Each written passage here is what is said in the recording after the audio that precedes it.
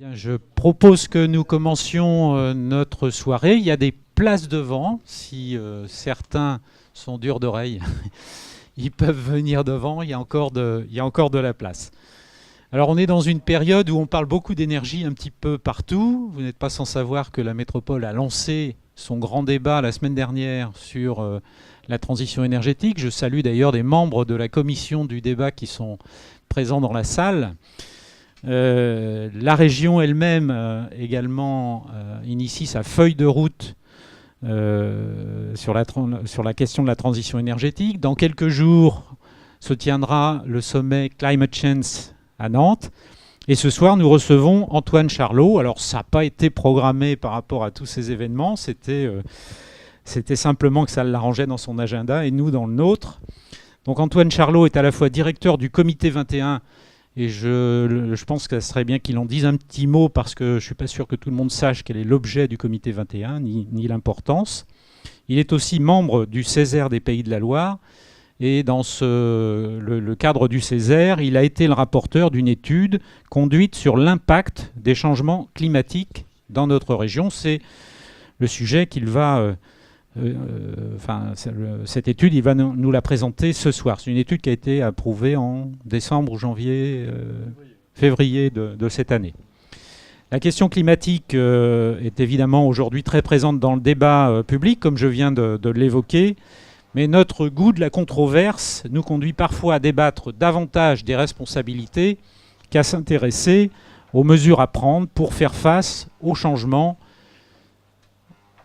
qui pourraient, mais qui vont intervenir sur nos territoires. Faire face et s'adapter, c'est précisément l'objet de cette étude qui entend livrer quelques clés pour l'action concrète.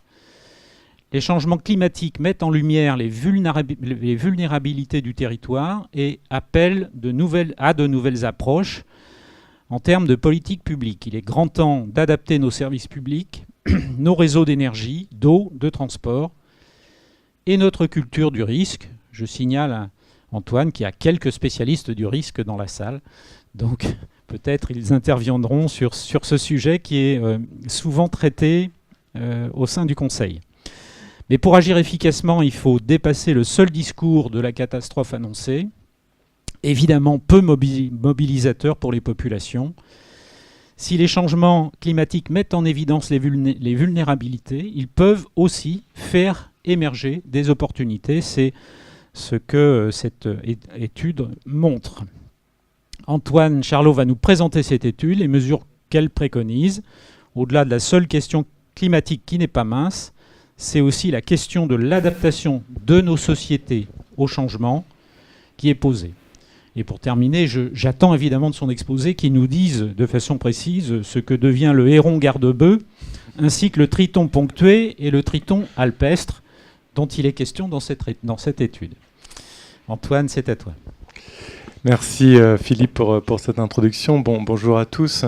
Je vais en effet vous présenter une étude réalisée dans le cadre du Conseil économique, social et environnemental de la région des Pays de la Loire, le Césaire dont vient de parler Philippe, mais qui croise aussi l'expertise que l'on a acquis au Comité 21, qui est le Comité français pour le développement durable, et qui dispose depuis 2010 d'une antenne en Pays de la Loire, donc, que je dirige.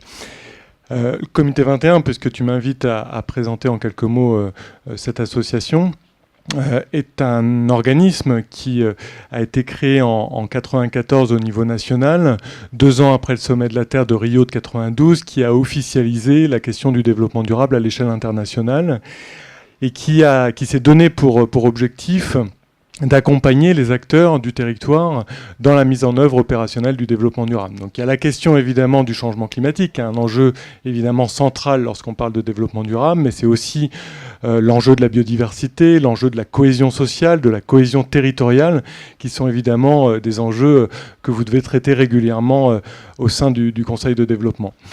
Et nous avons, donc c'est une association nationale, nous avons créé une antenne en région Pays de la Loire en 2010, convaincus de la nécessité de rapprocher les acteurs du territoire de ces questions-là, puisque la question du développement durable est évidemment une question internationale, une question nationale, et on interroge régulièrement les pouvoirs publics sur leurs responsabilités en la matière, mais c'est aussi une question locale, c'est aussi une question de responsabilité des collectivités locales, des entreprises, des associations, des établissements d'enseignement, et bien évidemment une responsabilité citoyenne. Et c'est bien l'enjeu du comité 21, c'est de rassembler tous ces acteurs. Donc nous ne sommes pas une association de collectivités, nous ne sommes pas une association d'entreprises, nous ne sommes pas une fédération d'associations, nous sommes une association qui rassemble l'ensemble de ces acteurs et qui vise à ce que le monde public et le monde privé puissent davantage dialoguer sur cette question-là. Et puisque tu as parlé de climate change, je vois que certaines personnes ici dans la salle sont en charge de l'organisation de climate change. C'est bien cette responsabilité collective qui est interrogée lors du sommet climat qui aura lieu la semaine prochaine. Mais c'est aussi le cas du débat de la transition énergétique. Ça interroge l'ensemble des responsabilités. Alors pour revenir à l'étude qui est la nôtre, qui est celle du Césaire, qui s'appelle « Impact des changements climatiques et mesures d'adaptation en Pays de la Loire », que nous avons remis en février dernier au Conseil régional, et qui interroge finalement les impacts, non pas, je dirais, dans une vision catastrophique, tu l'as répété, parce que lorsqu'on parle de climat, on a tendance à systématiquement dramatiser, ou en tout cas culpabiliser un certain nombre de personnes. Il est vrai que, et nous le verrons à travers cette étude, que les faits sont là, qu'un certain nombre de signes existent, celles qui sont énoncées ici sur la diapo, des signes autour des inondations, autour des canicules, autour des tempêtes. On l'a vu encore il y a tout juste un an dans le sud de la France, en Côte d'Azur, c'était en octobre 2015, des pluies diluviennes qui ont eu des conséquences dramatiques, y compris humaines. Et on l'a vu plus récemment, au mois de mai dernier, les inondations dans la Vendée, mais aussi en Sud-Loire-Atlantique, et encore la semaine dernière, à travers les orages qui ont plongé encore des centaines de milliers de personnes dans le noir en raison des défaillances électriques qui peuvent être la conséquence de ces changements climatiques. Donc notre région n'est pas épargnée par ces changements climatiques. Il faudra s'adapter, adapter nos modes de vie, adapter nos comportements, adapter nos politiques également, mais aussi adapter nos réseaux électriques, réseaux d'eau, nos infrastructures et nos entreprises. C'est la principale conclusion de cette étude, c'est que nous avons les moyens d'agir. Tu as parlé d'opportunités. Pour certains secteurs, c'est en effet une opportunité. Sur le tourisme, si on gère bien cette question de l'adaptation au changement climatique, ça sera une opportunité. Alors, on a souhaité répondre à 4 questions centrales. La première d'entre elles, c'est quelles sont les prévisions des changements climatiques en région.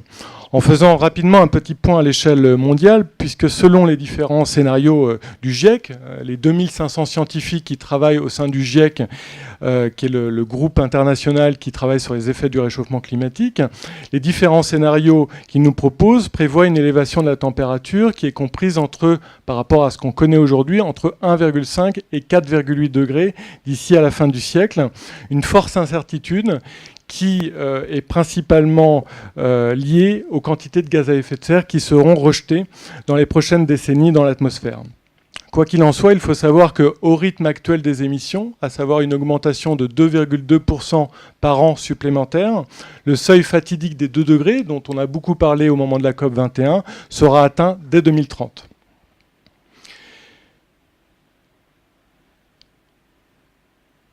Alors, on voit sur cette carte que la température mondiale a déjà augmenté de 0,85 degrés depuis 1850, qui sont les premiers relevés météorologiques. Donc, on voit que la température augmente progressivement.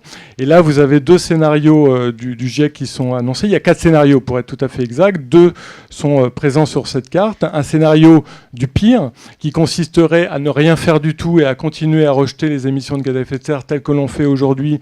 Et on voit bien, c'est la courbe rouge qui nous amène d'ici à 2100 à 4,8 degrés supplémentaires.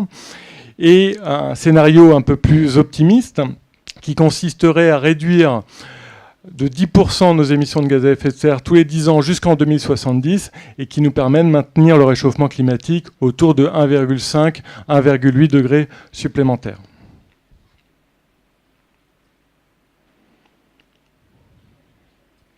Alors en Pays de la Loire, car c'est le sujet qui nous intéresse aujourd'hui, il faut savoir que le thermomètre a déjà gagné 0,8 degrés au cours du XXe siècle et à l'horizon 2030, la modélisation climatique prévoit une hausse supplémentaire des températures qui est comprise entre 0,8, donc supplémentaire par rapport au 0,8 déjà atteint, et 1,4 degrés. Donc les vagues de froid vont naturellement devenir de plus en plus rares, tandis que les épisodes de grande chaleur, voire de canicule, pourraient se multiplier. Les épisodes de sécheresse, c'est indiqué sur la diapo, pourraient durer environ 6 à 7 fois plus longtemps qu'actuellement, ce qui n'est pas sans poser de problème, évidemment, sur nos ressources en eau, mais aussi sur la production agricole, qui dépend énormément des fluctuations de température, des fluctuations météorologiques que l'on connaît. Alors si on regarde les cartes de Météo France, elles sont assez parlantes. Entre 2000 et 2050, on voit bien une élévation progressive de la température, notamment dans le sud de la région des Pays de la Loire, donc en Vendée et dans le sud de la Loire-Atlantique. Et si on prend que la température de Nantes, par rapport à ce qu'on connaît aujourd'hui comme une température moyenne à l'année de 12 à 13 degrés sur Nantes, nous serons plutôt autour de 14-15 degrés d'ici à 2050, ce qui équivaut à peu près à la température moyenne de la ville de Toulouse. Alors au-delà des canicules et des périodes de sécheresse dont je viens de parler, d'autres phénomènes climatiques extrêmes sont à prévoir. Je pense notamment au risque de submersion sur le littoral, comme nous l'avons vécu avec Cynthia, dont l'amplitude pourrait être renforcée par l'élévation du niveau de la mer, qui sera comprise entre 26 et 98 cm selon les scientifiques du GIEC. Donc on pourrait avoir des conséquences importantes liées à ces submersions sur les bâtiments, sur évidemment les sites naturels, mais c'est aussi des conséquences sur les infrastructures de transport, puisque aujourd'hui, à peu près 60 000 bâtiments, 125 000 hectares de zones naturelles et 3 000 km d'infrastructures de transport sont situés en zone basse en Pays de la Loire et donc sujets à des submersions marines plus fréquentes. Et la carte que vous avez sous les yeux vous montre très clairement les zones sensibles sur le territoire des Pays de la Loire. Évidemment, puisque j'ai fait référence à Cynthia, la Faute-sur-Mer, l'Aiguillon-sur-Mer et les territoires qui sont proches, mais aussi pour ce qui est de la Loire-Atlantique, les zones de l'île de Noirmoutier, des Moutiers-en-Ré ou encore la Barre des Monts qui est située en Nord-Vendée. Alors il faut savoir que l'augmentation des émissions de gaz à effet de serre ne fait pas que réchauffer l'atmosphère, elle modifie également à la fois la température, mais aussi l'acidité des océans.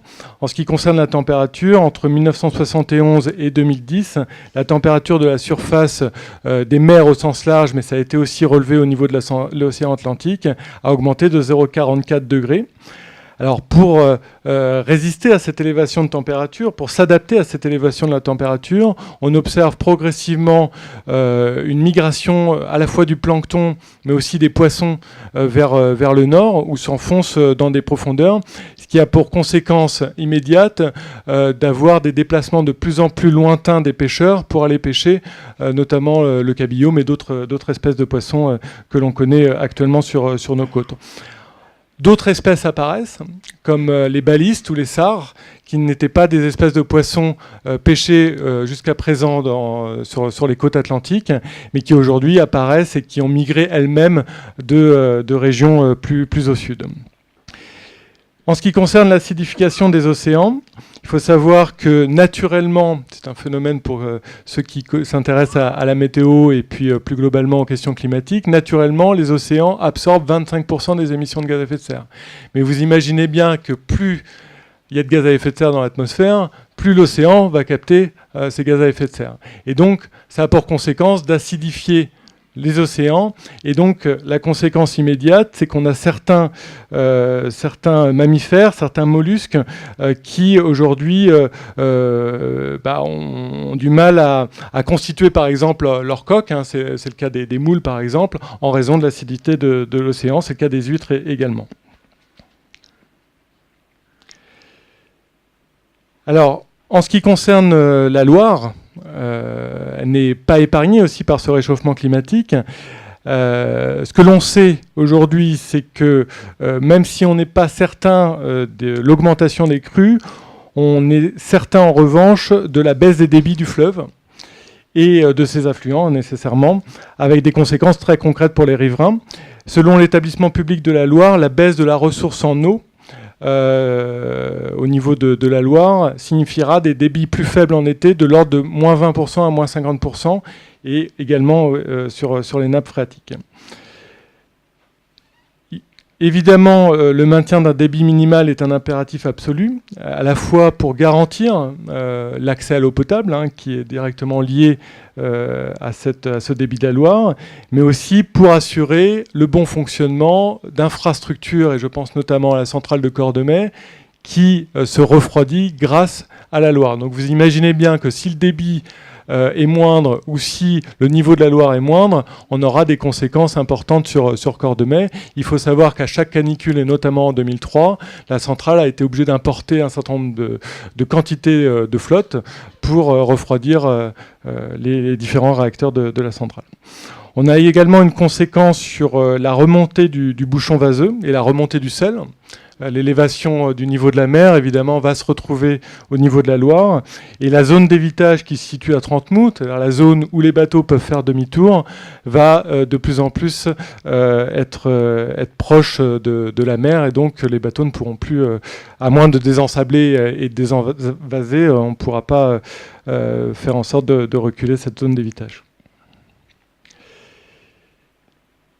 Alors, quels sont les facteurs responsables de ces changements? C'est la deuxième question que nous nous sommes posée dans cette étude.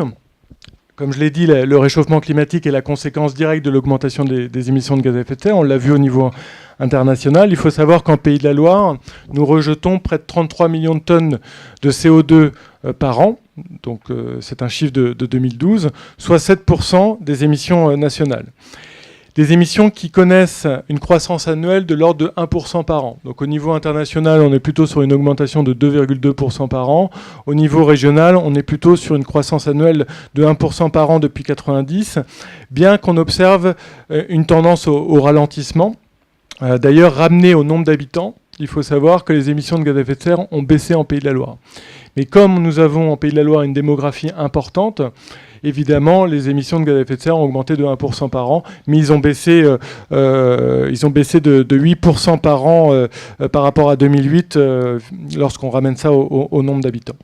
Donc une baisse qui est le résultat des efforts réalisés dans le domaine de l'énergie, avec une diminution des consommations d'énergie de 9% entre 2008 et 2012, et sur une même période, une augmentation significative des énergies renouvelables. Mais on voit bien que compte tenu de la démographie, et donc des consommations qui sont liées à cette démographie, il faudra accélérer à la fois l'efficacité énergétique, mais aussi le développement des énergies renouvelables. C'est à la fois, évidemment, le débat de la transition énergétique sur Nantes Métropole, mais aussi des responsabilités régionales à travers la feuille de route sur la transition énergétique que Philippe a citée. Je ne reviens pas sur le fait qu'il est admis aujourd'hui que l'influence humaine est directement liée à ces émissions de gaz à effet de serre, même s'il y a encore quelques climato-sceptiques ici ou là, et peut-être même ici dans la salle, on pourra en débattre. En revanche, il est admis globalement, et ça s'est retrouvé aussi dans l'accord de Paris au moment de la COP21, que la responsabilité humaine est directement pointée du doigt. Alors si on regarde les émissions de gaz à effet de serre en Pays de la Loire, elles sont essentiellement liées aux consommations d'énergie, c'est-à-dire que 65% des émissions de gaz à effet de serre sont d'origine énergétique. Donc c'est la partie marron foncé que vous avez sous les yeux. Essentiellement lié pour la partie énergétique au transport routier et évidemment la production d'énergie, notamment liée à la centrale de Cordemais, qui, comme vous le savez, est une centrale à charbon, même s'il y a aujourd'hui une cogénération qui se met en place pour valoriser les déchets, notamment en source énergétique. Mais on voit bien aussi qu'en Pays de la Loire, et c'est la spécificité de notre territoire, c'est le cas également pour la région Bretagne, qui sont des régions fortement agroalimentaires, liées au secteur agroalimentaire, que les origines non énergétiques ont un poids important dans les émissions de gaz à effet de serre. Alors on ne parle pas forcément des mêmes émissions de gaz à effet de serre, on est moins sur le CO2 et plus sur le méthane, néanmoins on ne peut pas occulter le fait que l'agriculture joue un rôle important dans les émissions de gaz à effet de serre. D'ailleurs, si vous regardez au national, les émissions de gaz à effet de serre sont principalement liées au bâtiment et au transport, à peu près autour de 25% pour les deux. Si on regarde à la Pays de la Loire, c'est 29% liés à l'agriculture et 23% liés au transport routier. Alors, Troisième question, quel est le degré de vulnérabilité de la région des Pays de la Loire par rapport à ces émissions de gaz à effet de serre? Je rappelle bien que l'étude est une étude sur l'adaptation au changement climatique. Évidemment, la question de l'adaptation est centrale, la question de l'atténuation est également centrale. Il faut réduire les émissions de gaz à effet de serre, mais il faudra nécessairement s'adapter. Alors, quels sont les impacts? Nous les avons classés en 6 catégories. La première catégorie, c'est l'impact sur la santé et sur le bien-être des populations. Car les événements extrêmes tels que les canicules, tels que les tempêtes, tels que les inondations, s'accompagnent très souvent, malheureusement, de décès prématurés. Nous l'avons vu en 2003 avec la canicule qui a entraîné en Pays de la Loire 968 décès prématurés, anticipés, ou encore en 2010 avec la tempête Xynthia qui a provoqué 53 décès, dont 29 à la Faute-sur-Mer. Donc, premier impact sur les décès. Au-delà de ces impacts morbides, d'autres risques sanitaires ont été identifiés dans ce rapport. Je pense par exemple à l'élévation des concentrations en allergènes et en polluants atmosphériques. C'est quelque chose qui est évidemment important. L'ARS, l'Agence régionale de santé, alerte régulièrement sur les taux de polluants dépassant les limites réglementaires en Pays de la Loire. Donc concentration en allergènes, en polluants atmosphériques, mais aussi quelque chose dont on parle un petit peu moins, c'est l'extension du sud vers le nord de certaines pathologies. Et je pense par exemple à la présence du moustique-tigre sur le territoire de la Vendée. Donc la région, seulement la Vendée est concernée pour le moment, qui a été classée en août 2015 comme territoire en vigilance rouge à ce sujet. Par ailleurs, et tous les dermatologues nous le disent, l'augmentation de l'ensoleillement va aussi provoquer un risque lié à l'exposition aux ultraviolets, même si on ne peut pas encore aujourd'hui évaluer précisément le risque en pourcentage de population. Il faut savoir aussi que ces changements climatiques, et ça c'est quelque chose qu'on ne voit très peu dans les études qui parlent du climat, affectent également notre santé mentale. Si on prend la tempête Xynthia, les premiers effets psychologiques se sont manifestés chez les enfants à travers des états de sidération et chez les personnes âgées avec des désorientations, ce qu'ils appellent temporospatiales. Donc il y a ce phénomène psychologique lié à la tempête, mais aussi un phénomène psychologique lié aux décisions préfectorales qui ont été mises en place en réaction à cette catastrophe, notamment tout ce qui concernait les zones d'expropriation ou de destruction de bâtiments qui ont évidemment entraîné un certain nombre de phénomènes psychologiques et d'inquiétude vis-à-vis des gens qui étaient concernés. On peut évidemment le comprendre. Et il a été estimé par l'INSEE que les 3/4 des sinistrés de Xynthia présentaient des manifestations anxieuses ou dépressives et 22% d'entre eux étaient affectés au moins par 2 des symptômes post-traumatiques que je vous ai cités. Et puis, alors je ne détaillerai pas ici, mais on a mis aussi en avant dans cette étude, vous en avez d'ailleurs quelques exemplaires ici, les impacts liés aux inégalités sociales, notamment sur la capacité des individus à pouvoir s'adapter. Il y a ceux qui ont la capacité à la fois intellectuelle, mais aussi matérielle de pouvoir s'adapter. Et puis une partie de la population, et on parle souvent de précarité énergétique, mais c'est aussi la question de la précarité climatique. Vous imaginez bien que les logements qui sont mal isolés l'hiver le sont évidemment aussi lorsqu'il y a des canicules, et ils peuvent souffrir de façon plus approfondie de ces phénomènes climatiques. Deuxième impact, l'impact sur la ressource en eau, puisque le niveau moyen des cours d'eau en Pays de la Loire pourrait baisser de 30 à 60% à l'horizon 2050, faisant des Pays de la Loire, et ça c'est quelque chose d'important, une des régions les plus impactées sur le territoire.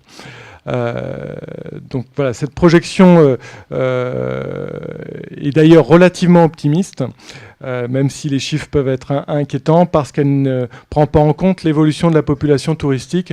Nous le verrons tout à l'heure, l'évolution de la population touristique en Pays de la Loire montre très clairement que les zones du sud de l'Europe subissant plus lourdement les effets du réchauffement climatique, on voit la population touristique, et il y a une carte que je vous montrerai qui est assez parlante, qui remonte vers le nord et qui ira plutôt l'été se loger en Pays de la Loire ou en Bretagne plutôt qu'à Barcelone ou au Maroc par exemple.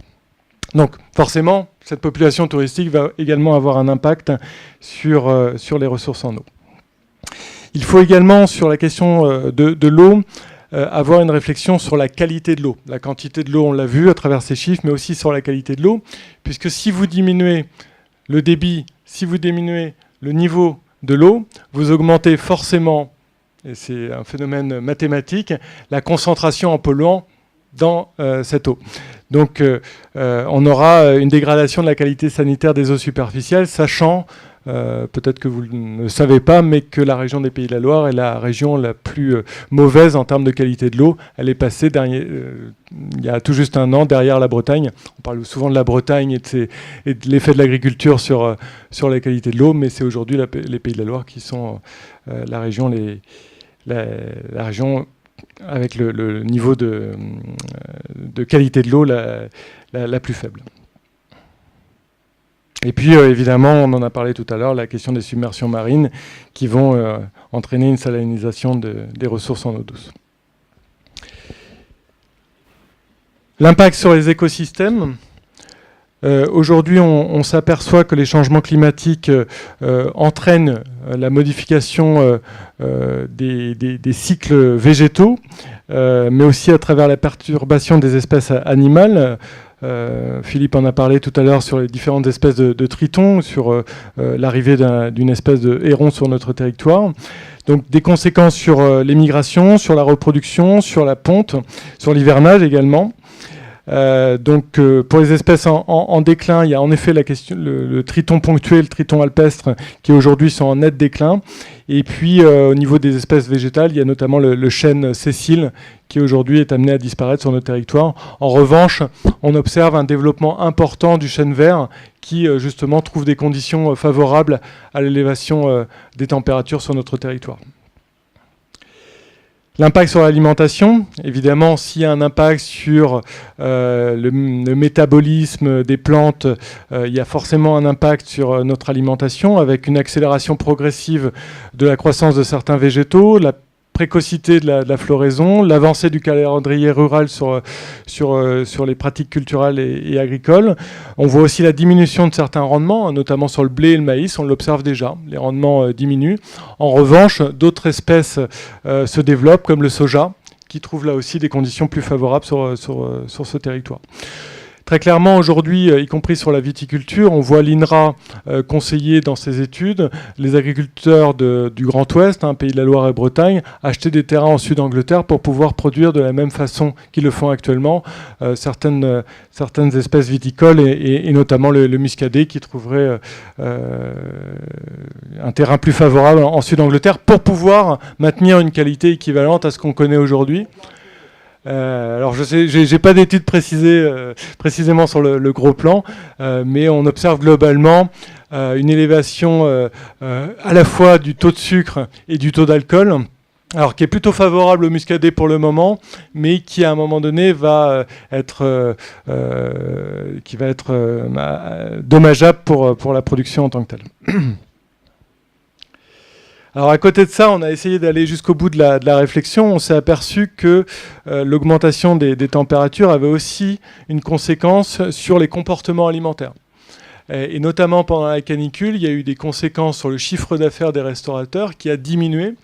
Les clients, les touristes préférant plutôt manger léger, boire des boissons fraîches. On a vu une augmentation assez conséquente, par exemple, de la consommation des glaces ou de la consommation des bières, d'ailleurs. En revanche, voilà, sur la restauration et sur les repas, c'était en diminution assez importante. Les produits surgelés ont augmenté de 30% en Pays de la Loire en 2003 pendant la canicule. C'est une donnée à prendre en compte qui ne nous a pas échappé dans cette étude. L'impact sur les biens, les équipements et les réseaux. Donc, comme je l'ai dit tout à l'heure, évidemment, les sécheresses, les inondations, les submersions marines vont avoir un impact sur les bâtiments, sur les équipements et sur les réseaux, notamment en raison, pour ce qui concerne la succession de sécheresses et d'inondations, sur ce qu'on appelle le retrait-gonflement de l'argile, qui va créer un certain nombre de fissures sur nos bâtiments, qui va fragiliser nos bâtiments. Mais aussi des impacts économiques, puisque l'épisode caniculaire de l'année dernière, du 30 juin 2015, a provoqué des incidents sur 15 transformateurs, dont celui de Chauvirey et celui de Cordemais, et a plongé sur le Grand Ouest, Bretagne et Pays de la Loire, et un petit peu Nord Poitou-Charentes, plus de 800 000 foyers dans le noir. Donc vous imaginez bien aussi les conséquences, au-delà du désagrément que peut avoir chacun par rapport à ça, c'est aussi des conséquences économiques sur des entreprises qui ont tourné au ralenti pendant cette période-là. Il faut savoir que lorsqu'on est en période caniculaire, on a aussi des besoins énergétiques plus importants, notamment sur la climatisation. Et chaque degré de température au-dessus de 25 degrés entraîne une consommation d'environ 250 à 300 mégawatts supplémentaires, ce qui équivaut grosso modo à la consommation de la ville de Nantes actuellement. Donc, voilà. Et évidemment, l'impact sur l'économie, on en a un petit peu parlé, en termes de coûts, car le changement climatique affecte des pans entiers de l'économie ligérienne. Si on regarde sur l'agriculture, en 2003, au moment de la canicule, la Chambre régionale d'agriculture a estimé à 6,5 millions d'euros les conséquences économiques sur le secteur agricole. Évidemment, le secteur des assurances est directement touché par ce phénomène. Il est estimé attendez, je n'ai pas les chiffres, je vous les redonnerai, mais je crois que ça va être multiplié par 10 au niveau des coûts liés à l'assurance dans les 30 prochaines années. Et puis, on a aussi évidemment des opportunités économiques.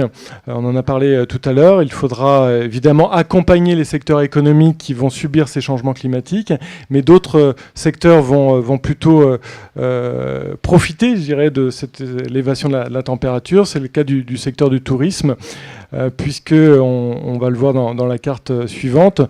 Peut-être pas très, très grande, mais très clairement, c'est l'évolution du nombre de nuitées entre les années 70 et 2080.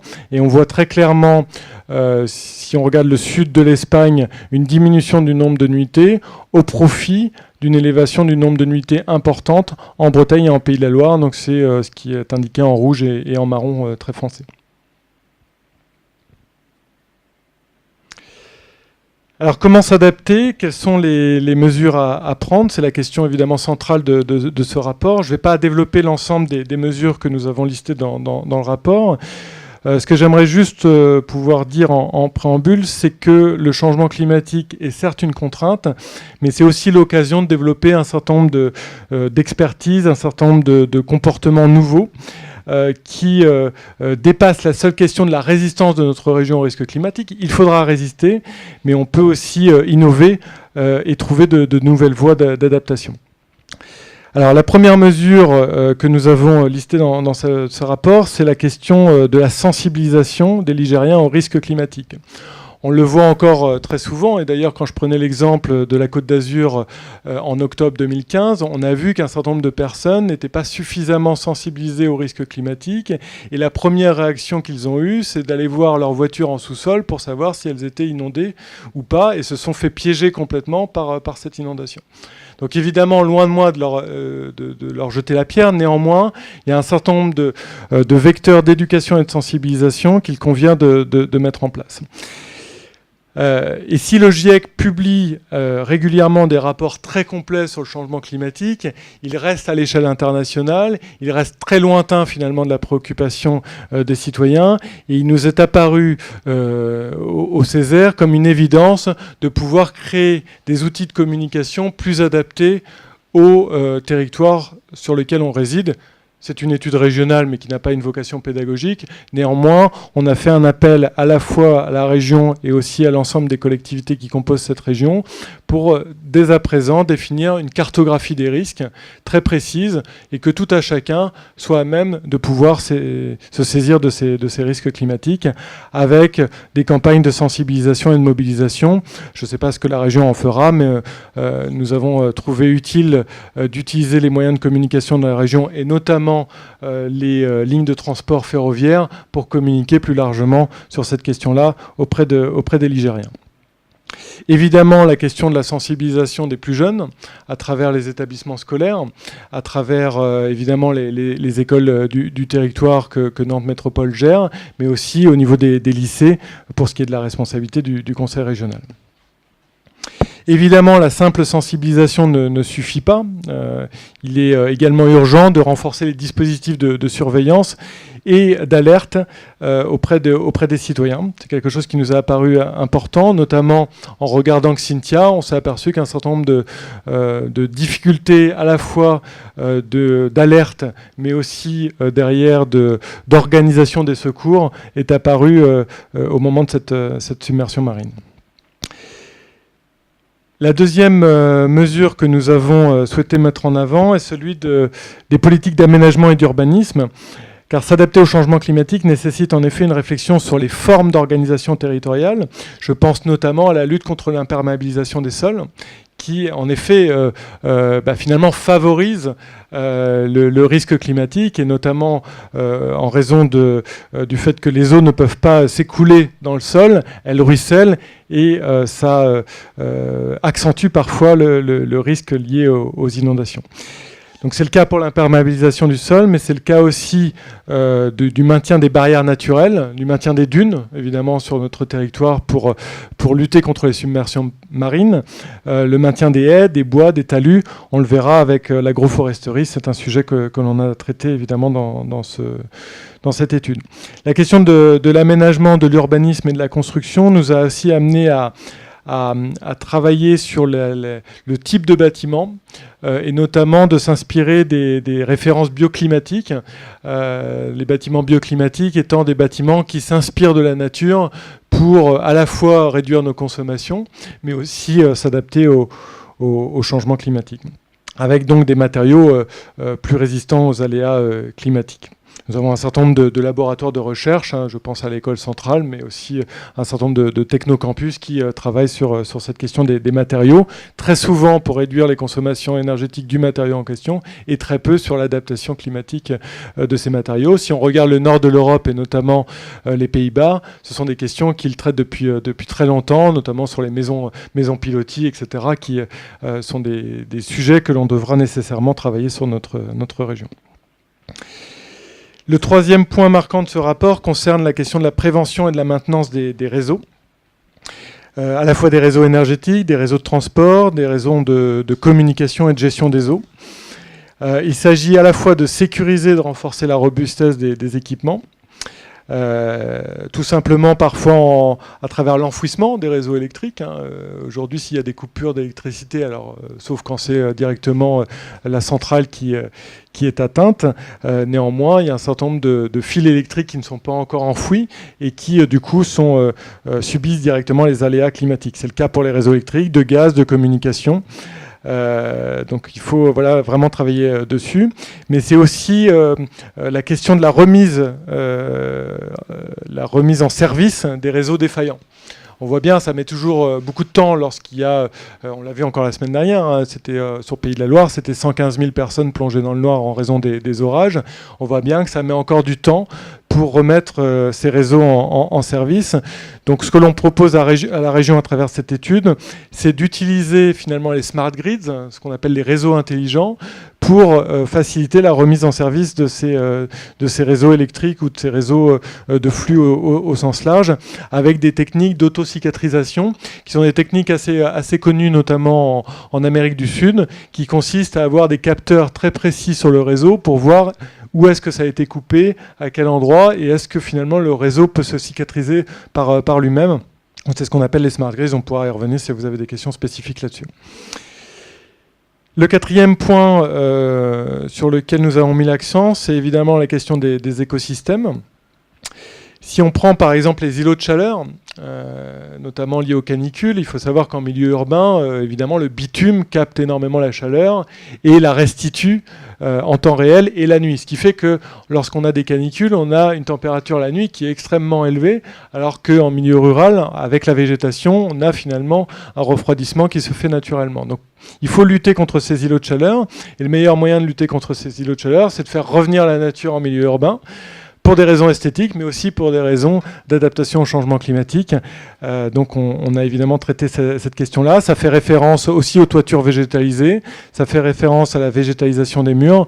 C'est aussi des questions qui sont régulièrement abordées lorsqu'on parle d'adaptation au changement climatique. Et puis, je vous parlais de bioclimatisme tout à l'heure. La nature peut être aussi une source d'inspiration pour développer des solutions nouvelles. Donc, c'est vraiment cette question du bioclimatisme. Utiliser finalement la capacité de la nature à s'adapter au changement climatique pour trouver les innovations qui résident dans la nature et les développer de façon plus industrielle sur les bâtiments, mais plus largement sur l'ensemble des process industriels. Et on ne s'en rend pas forcément compte, mais de nombreuses industries travaillent sur cette question du bioclimatisme. On a une entreprise importante sur le territoire qui s'appelle Airbus.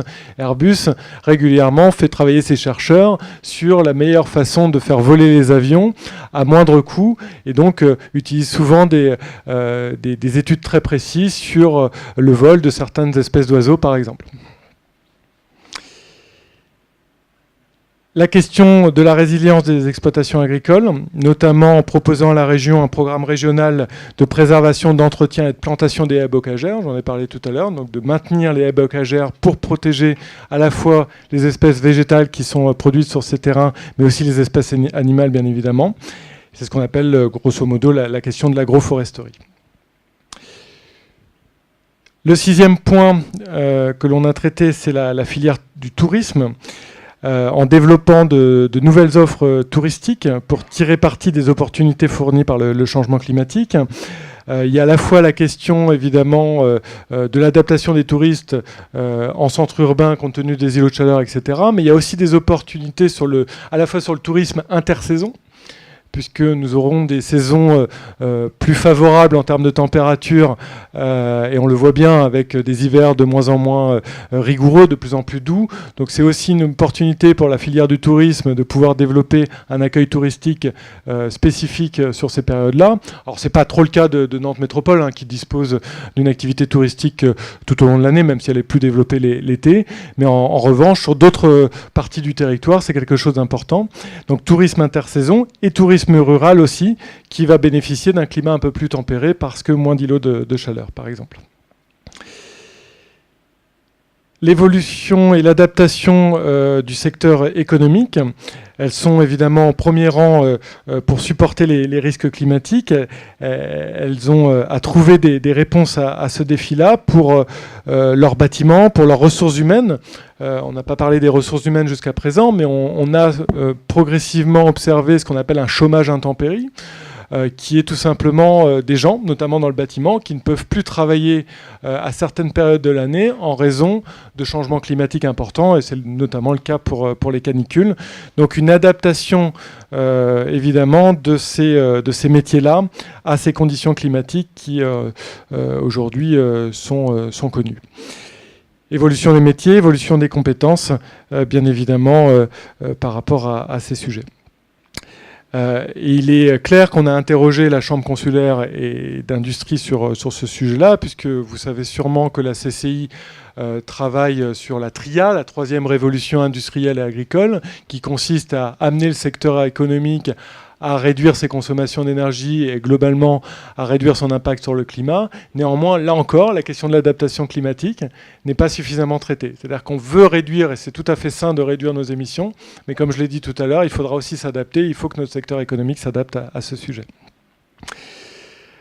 Qu'est-ce que je peux vous dire d'autre par rapport à ça ? On a évidemment interrogé la responsabilité internationale, puisque lorsqu'on parle de changement climatique, on est sur une responsabilité globale, internationale, une responsabilité locale aussi, on en a parlé.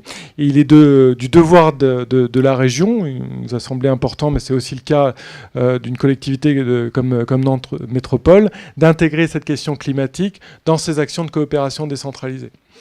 Puisqu'il est bien évident que tout ce que je vous cite sur les pays de la Loire, les pays, notamment en développement, auront à subir parfois 10, 15, 20 fois plus d'effets que ceux des pays de la Loire et n'auront pas forcément les moyens, en tout cas les mêmes moyens, pour pouvoir s'adapter.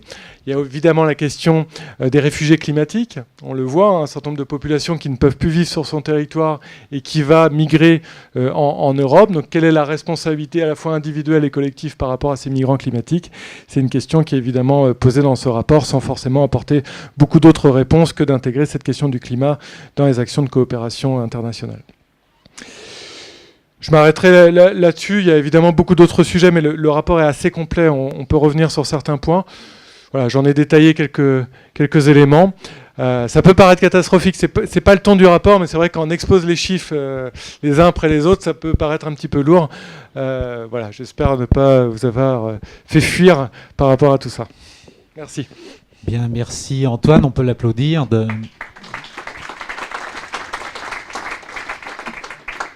C'est un rapport qui a été largement approuvé par l'Assemblée du Conseil économique et social et qui a un grand mérite, c'est quand même de dire, bon, ok, les causes probablement ont joué un rôle, même si tout ça peut se discuter, mais en tout cas le constat c'est clair, les températures augmentent et donc il faut bien anticiper et se préparer à cette évolution de l'élévation des températures. Alors, qui a des solutions ou qui a des questions? À vous le micro. Oui, j'ai vu. Il n'y a pas de micro. Alors, je vais le porter. Alors, vous vous présentez parce que tout le monde ne vous connaît pas. Non, moi non plus. Bonjour, Sophie Kaufmann, Objectif Développement. Je me demande si cette question, les questions là que vous évoquez, sont prises en compte actuellement dans l'idée, la volonté de densification d'urbanisme de Nantes Métropole. Parce que je vois des communes plutôt à la campagne, mais tout à fait tout près de Nantes, qu'on sollicite, sur lesquelles on modifie les règles, et les gens enlèvent tous les arbres, enlèvent toutes les haies, construisent des grosses maisons et bétonnent le peu de terrain qu'il y a autour pour que ce soit plus facile à entretenir. Qu'est-ce que vous en pensez ? Alors, je suis pas sûr qu'il y ait quelqu'un de Nantes Métropole pour répondre à cette remarque ou à cette question. Alors, je ne sais pas si Antoine a lui-même une opinion sur ce constat. Alors, c'est évidemment une question complexe qui amène une réponse qui ne sera pas une réponse unique. Néanmoins, ce que je peux vous dire par rapport à ça, c'est qu'aujourd'hui, ne serait-ce que pour des raisons d'étalement urbain, vous n'êtes pas sans savoir que la région des Pays de la Loire, et notamment le département de la Vendée, le département qui artificialise le plus son territoire, donc qui bétonne le plus son territoire, mais c'est aussi le cas plus largement sur la région des Pays de la Loire. Et donc, voilà, il y a cette question-là qui doit être traitée, qui trouve une réponse à travers la densité du bâti. Mais la question de la densité du bâti, c'est en effet un moyen de lutter contre l'artificialisation. C'est aussi un moyen, si c'est bien fait, de renforcer la cohésion sociale, à condition que ça soit bien fait, parce que, évidemment, la demande d'un certain nombre de citoyens, aujourd'hui, elle est plutôt de pouvoir disposer d'un grand terrain avec une grande maison, alors suivant les moyens de tout à chacun. Donc il faut là aussi faire preuve de pédagogie pour expliquer que peut-être que le jardin sera plutôt un jardin partagé entre plusieurs personnes, c'est-à-dire maintenir malgré tout des espaces collectifs de biodiversité, tout en disposant évidemment d'un bâti individuel qui lui est propre. Donc voilà, c'est une des réponses. Alors pour l'adaptation en tant que telle, c'est vrai qu'on l'a traité un petit peu dans le rapport. On était plus favorable à l'idée de dire densifions un maximum en veillant à faire en sorte que cette densité puisse s'adapter aux aléas climatiques et maintenons une ceinture autour de ce bâti écologique à travers évidemment le maintien des haies, le maintien des arbres, qui seront là aussi des barrières naturelles, comme je l'ai dit, sur le bâtiment et donc des barrières naturelles sur les risques climatiques qui pourraient atteindre les personnes qui vivent dans ces bâtiments. Donc on est plutôt sur une idée de densifier à certains endroits et entre ces zones de densification, de maintenir des ceintures écologiques de protection, mais aussi de déambulation pour que chacun puisse accéder à la nature de façon très proche. Il faut prendre le micro, hein, si vous avez des choses à dire. Si la question c'est est-ce que c'est fait, c'est une autre question. Là c'est voilà, un point de vue. Vous parlez d'incitation et de proposition, là. Là, c'est un point de vue avec des propositions qui ont été, qui sont dans ce rapport, en partie en tout cas. Ouais. C'est le moment où vous pouvez dire des choses puisqu'on est en train de réviser le PLU. Donc c'est le bon moment. Il est en cours de débat et de concertation et il va bien sûr être soumis aussi à enquête publique. qui me permet peut-être Alors, de il y a rajouter d'autres- un Oui. élément par rapport à la question de la densité et par rapport aux documents d'urbanisme. En effet, Philippe a parlé du plume. Il y a un certain nombre de PLU, PLUI, le plan local d'urbanisme intercommunal, qui sont en cours sur la région des Pays de la Loire, avec des fusions de communes. Vous avez suivi le débat sur les communes qui fusionnent. Il faut savoir, et j'en suis membre, c'est pour ça que je peux en parler, qu'il y a une autorité environnementale. L'autorité environnementale qui a été améliorée, puisque l'autorité environnementale auparavant, c'était l'État qui examinait l'ensemble des documents, les SCOT, les PLU, etc., et qui donnait un avis sur l'impact, notamment sur la densité. Et aujourd'hui, c'est une autorité indépendante qui est composée d'un certain nombre de personnes, soi-disant spécialistes ou experts de ces sujets. Donc n'hésitez pas à être très vigilant sur les PLU et à regarder l'avis de l'autorité environnementale au moment du débat public. Parce que tous les avis de l'autorité environnementale sont accessibles au moment du débat public. Oui, j'ai vu dans le fond, mais il y avait une main qui s'était levée avant. Donc, ouais. Bonjour, Monique Boutran du Conseil de développement. Oui, j'ai deux questions qui sont de nature tout à fait différente. Une première question sur l'eau. J'ai été un peu surprise de ce que vous avez dit, mais peut-être par méconnaissance de la région. J'ai cru comprendre que la région, aux alentours de 2050, pourrait être une des régions les plus en difficulté en France. Donc, je suis un peu surprise parce que je pensais que la région du Sud était peut-être plus impactée que vers ici, mais je ne sais pas si j'ai bien compris. Et étonnée aussi de ce que vous avez dit sur les questions de qualité d'eau. Alors là, je fais référence au débat qu'il y a eu récemment autour de la Loire, où j'avais cru entendre que la qualité de l'eau au niveau de la métropole, en tout cas, était plutôt bonne. Alors est-ce que ça veut dire que c'est d'autres secteurs de la région qui sont en plus grande difficulté? Enfin bon, donc ça c'est une question plus d'explication. Une deuxième question sur les propos, la fin de vos propos là, d'une toute autre nature. Vous dites, et c'est redit dans votre rapport, que les déplacements de population liés au changement climatique vont être beaucoup plus importants que ceux dont on parle, mais qui font l'actualité en ce moment sur les conflits politiques. Quand on voit les réactions en ce moment autour des migrations sur des débats politiques, je voyais aujourd'hui qu'il se crée une association des maires de communes qui disent non migrants chez nous. Est-ce qu'on n'a pas aussi à tenir un discours par rapport à ce qui va se passer dans les décennies à venir? Parce qu'on peut se réjouir de dire que le tourisme, c'est peut-être un des points positifs pour la région Pays de la Loire, mais je pense qu'il faut aussi qu'on habitue les gens, les citoyens et la population à se dire qu'il faudra être un territoire ouvert. Ce n'est pas qu'un slogan en Pays de la Loire pour d'autres formes de migration. Merci. On a déjà quelques remarques et une question. Après, il y a deux personnes dans le fond. Brigitte? Ah, d'accord, pardon. Ah oui, il y avait une autre personne avant? Bon. Alors, sur la question des ressources en eau, à moins qu'on prenne toutes les questions, à ce moment-là, faut que Non, vas-y, mais fais assez court si tu veux. Sur la Si question tu peux. des ressources en eau, en effet, sur la qualité, la région Pays de la Loire, je vous le confirme, est bien la région la plus mauvaise en termes de qualité d'eau sur le territoire national. Elles étaient c'était à peu près équivalent au niveau de la Bretagne, mais depuis l'année dernière, donc la région Pays de la Loire est plus impactée. On parle bien de l'état des rivières. L'état On des parle rivières, pas de l'eau potable. Pas de l'eau potable. Hein. L'eau potable est en effet de très bonne qualité, et fort heureusement, je dirais.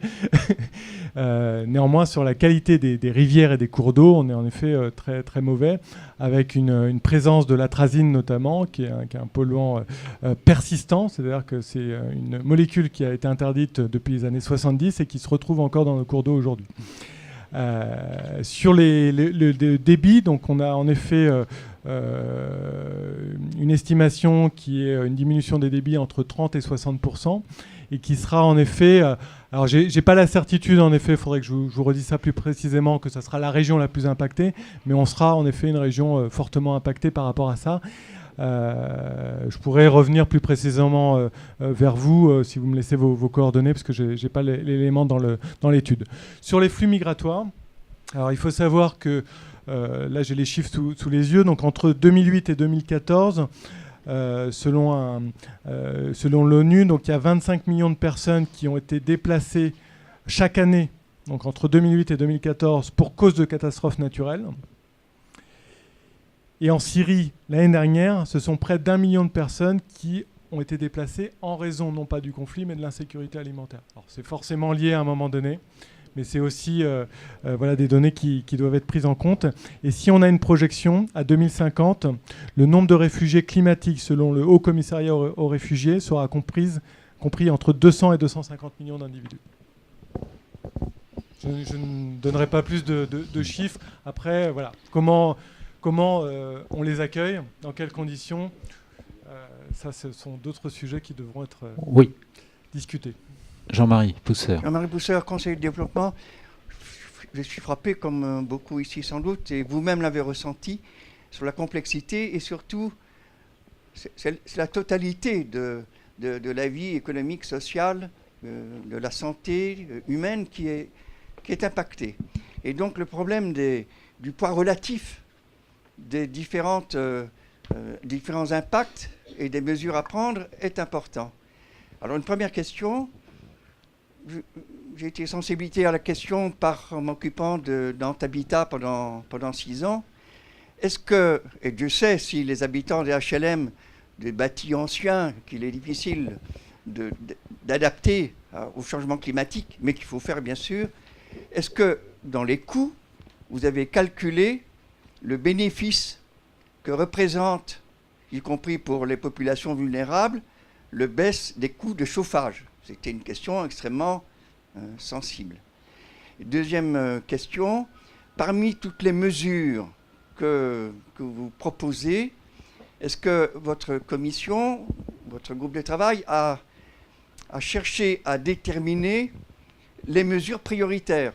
On dirait que tout est à faire et par tout le monde, mais on a parlé ici de l'étalement urbain. On voit bien sûr que les transports routiers, c'est le deuxième cause de production de CO2.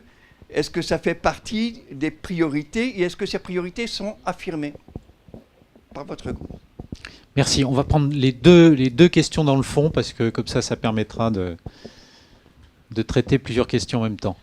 C'était moi, Patrick Nézin, je suis adjoint à l'urbanisme à Couëron et donc je participe, étant donné que cette fois-ci on est sur un plan local d'urbanisme intercommunal et en l'occurrence métropolitain, c'est une démarche collective. Mais je voulais répondre à madame. Cette question est absolument prise en compte dans l'élaboration de ce plume, donc plan local d'urbanisme métropolitain. Faut se dépêcher de monter dans le train parce que le plan d'aménagement et de développement durable a déjà été rédigé et je vous invite à le lire. Vous verrez que ces préoccupations sont largement reprises en compte, aussi bien le retour de la nature en ville dans les zones qui sont déjà urbanisées que la préoccupation justement dans les zones qui sont aujourd'hui agricoles et soumises éventuellement à la pression de l'urbanisation. La préoccupation est forte, toujours pour des questions d'actualité. Il y a un débat qui vient d'être lancé, qui est le grand débat sur la transition énergétique. Un certain nombre de questions que vous posez là sont mais totalement, non seulement d'actualité, mais absolument pris en charge par les collectivités, par les élus. Donc ça se traduit soit par de la sensibilisation, mais y compris dans certains cas par des réglementations très claires.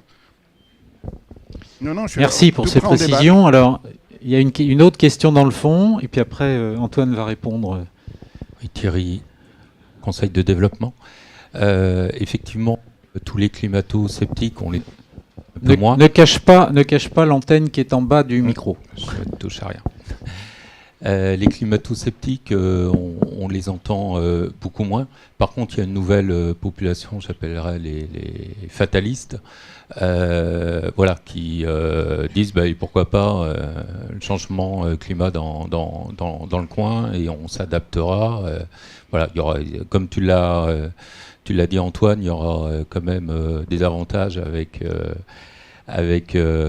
côté tourisme ou les changements au niveau flore et faune. Qu'est-ce qu'on peut répondre à cette population? Alors Antoine, l'adaptation des HLM et est-ce que la baisse de la facture de chauffage est intéressante dans cet équilibre futur? Alors, on n'a pas trouvé aujourd'hui d'études très précises sur en effet les réductions de consommation liées à une élévation de la température au niveau de la région et même au niveau national. Il n'y a pas d'études spécifiques sur le sujet. Néanmoins, ce qu'on a pu observer dans ce rapport, c'est que finalement le bénéfice d'isolation des bâtiments, notamment des logements sociaux, qui est fait actuellement par Nantes Habitat pour veiller à réduire la facture énergétique, était aussi un bénéfice pour ces habitants lors des canicules, puisque, comme je l'ai dit tout à l'heure, ce sont des bâtiments mieux isolés, donc forcément, lorsqu'il fait chaud, c'est aussi mieux isolé. En revanche, qu'on a pu voir dans certains, et c'est notamment au Césaire, vous avez un certain nombre de composantes. Il y a notamment l'association CLCV qui est présente au sein du Césaire, qui était assez prudente et en même temps qui signifiait avec justesse qu'un certain nombre de logements hors habitat social, qui aujourd'hui se situent dans des zones à risque parce que le foncier est moins cher, du coup, aller subir de façon plus importante ces changements climatiques. Et la facture énergétique, lorsqu'on est lors de canicules, finalement, va se retrouver plutôt avec des surconsommations de ventilateurs ou de clim pour pouvoir quand même vivre dans ces territoires. Donc la question du coût réel, on n'a pas réussi à avoir d'études sur le sujet, mais on est assez prudent quand même sur l'avantage. On a même si vous ne le retrouvez pas dans ce rapport, on a essayé de débattre aussi sur quelque chose d'assez complexe, et les conditions des sans domicile fixe, par exemple, sur le territoire, avec une élévation de la température. On ne l'a pas mis dans le rapport, ça faisait un peu trop débat, etc. Mais on a essayé de s'interroger quand même sur est-ce qu'à un moment donné, l'élévation de la température pourrait être un peu plus bénéfique pour des populations en difficulté. Je ne peux pas vous répondre là-dessus. Voilà. Il y a un sujet, mais je peux pas répondre aussi simplement que ça. Alors sur les fatalistes. Alors il y avait les mesures prioritaires. En effet, dans le rapport, on a mis un certain nombre de mesures prioritaires, notamment parce que c'est un rapport qui est remis à la région.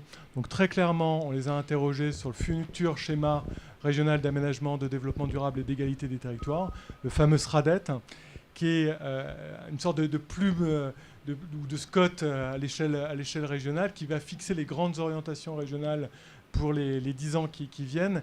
Et il est clair que si cette question de l'adaptation n'est pas centrale dans ce SRADET, on va louper le coche. Et c'est le cas aussi en effet pour les plumes, etc. Je pense qu'il faut vraiment, au-delà du caractère un peu technocrate de ces documents, il est important quand même de s'y intéresser de près et de veiller à ce que ces questions-là soient à l'ordre du jour. Donc ça, c'était la mesure prioritaire. La deuxième mesure prioritaire, c'est qu'on a estimé qu'il n'y avait pas d'adaptation, s'il n'y avait pas de culture du risque, et donc il fallait vraiment mettre des moyens importants sur l'éducation tout au long de la vie. Et puis la troisième mesure, c'était la question des réseaux, parce que si on a des réseaux défaillants, tout le reste ne fonctionne pas, que ce soit nos entreprises, que ce soit notre mobilité, etc. Donc il faut vraiment mettre les moyens importants là-dessus.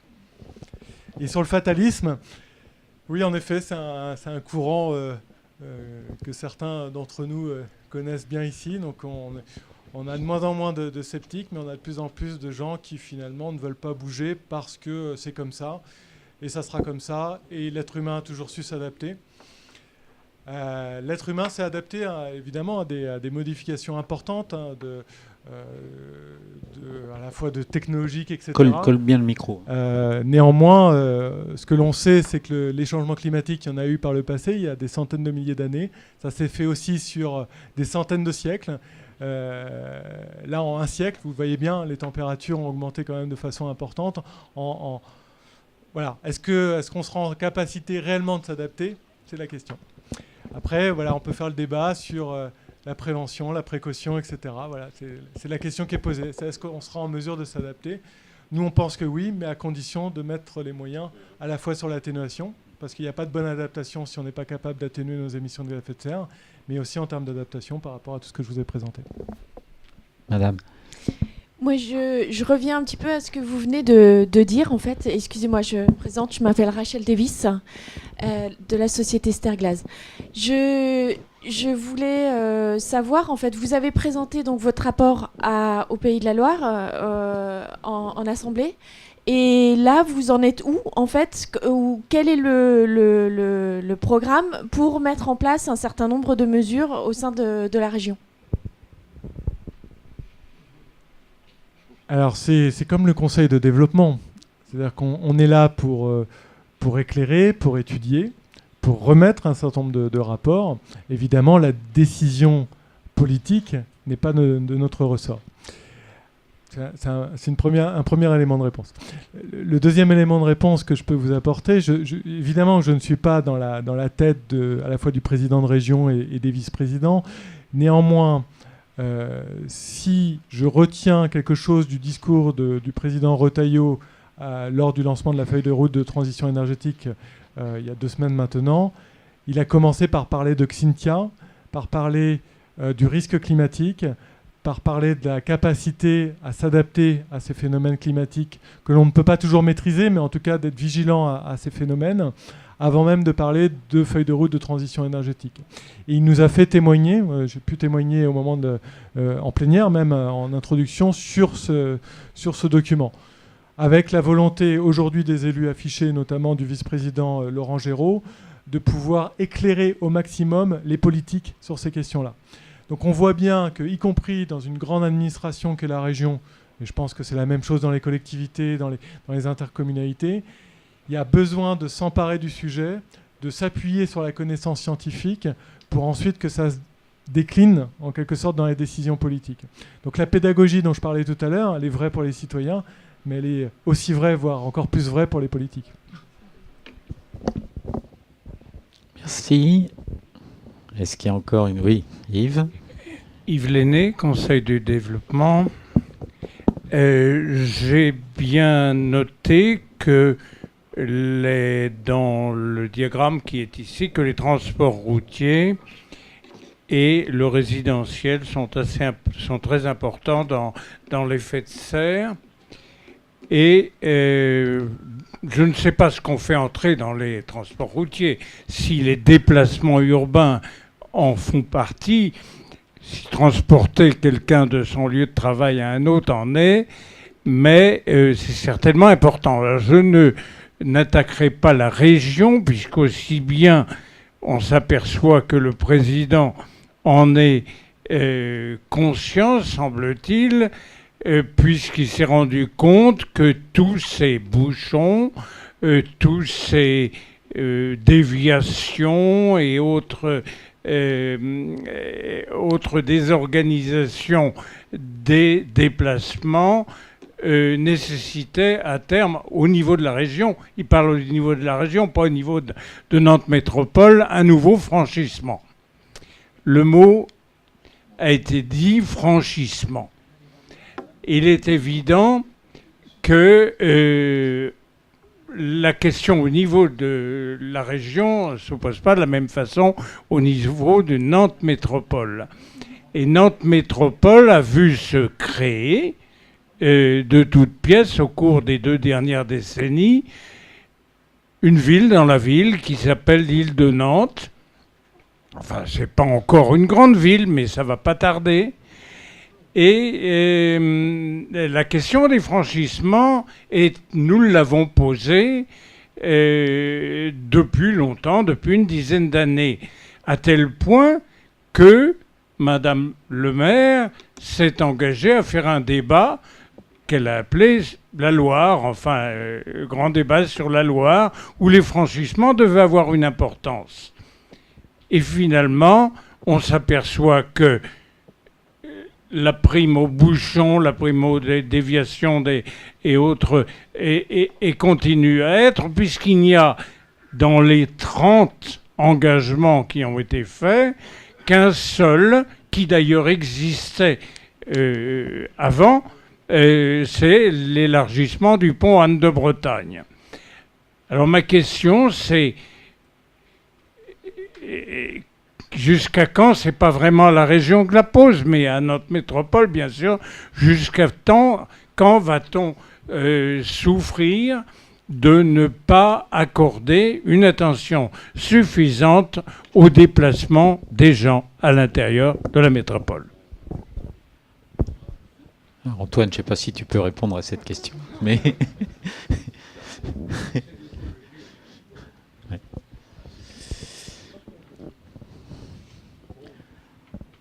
Bon, je ne vais pas répondre à la place d'Antoine Charlot, ni revenir sur le débat Loire.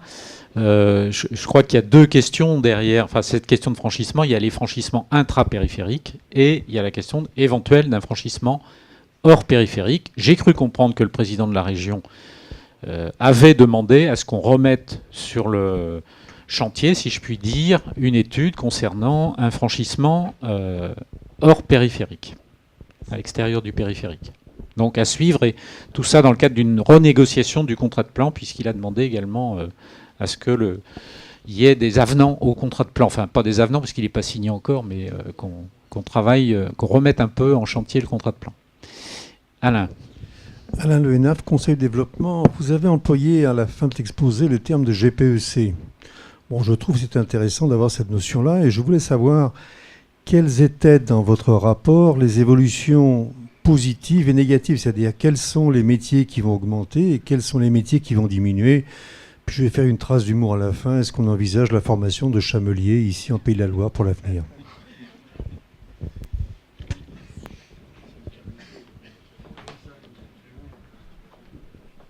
Alors en effet, je citais la CLCV tout à l'heure, mais on a aussi un certain nombre de syndicats qui sont présents au sein du Césaire. Toutes les composantes syndicales sont présentes. On ne pouvait pas parler de ce sujet-là, de l'adaptation au changement climatique, sans parler de l'adaptation des métiers. Je l'évoquais rapidement tout à l'heure sur ce qu'on appelle le chômage intempérie, des métiers qui ne pourront plus se faire dans les mêmes conditions lorsqu'il y aura un phénomène climatique extrême, que ce soit les inondations, que ce soit les canicules, etc., les tempêtes. On ne s'est pas attaché dans ce rapport à voir quels étaient les métiers qui allaient finalement peut-être disparaître au profit d'autres métiers. Ce qu'on a vu néanmoins, et c'est un petit peu transversal à l'ensemble des composantes de ce rapport, c'est que dans le bâtiment, il y allait forcément avoir des réflexions en termes de recherche, mais aussi de mise en œuvre de bâtiments différents. On parle de pilotis, etc. Donc il va falloir aussi s'intéresser à cette question de la forme du bâtiment et des matériaux de construction. Donc forcément de nouveaux métiers par rapport à ça.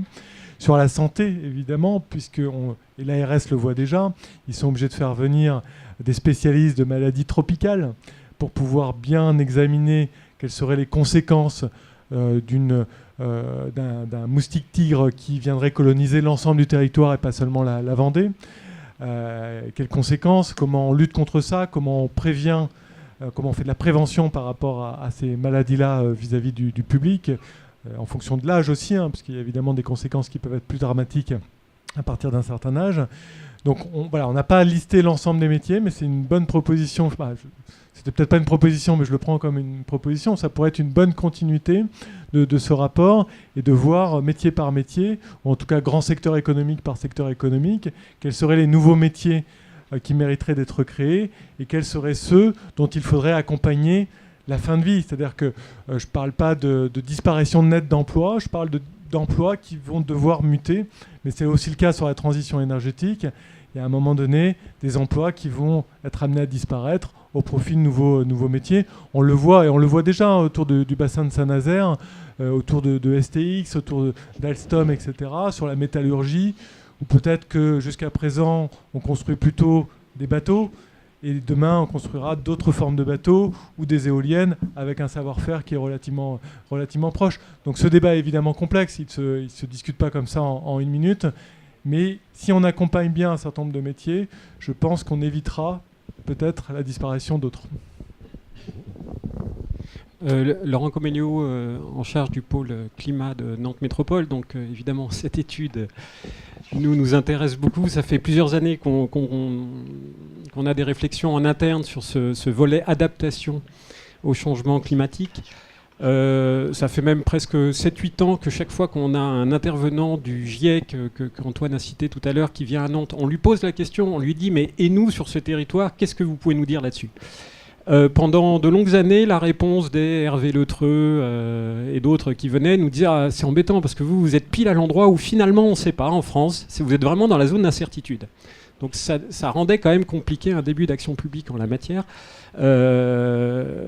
Ça s'est affiné, les travaux menés par le CESR sont vraiment pertinent parce que ça s'affine encore. Et nous, ce qu'on s'est dit à plusieurs reprises, c'est que c'est effectivement qu'à l'échelle régionale qu'on peut aussi avoir ce type de réflexion bien menée, parce qu'au seul niveau de la métropole, c'était quand même un peu court.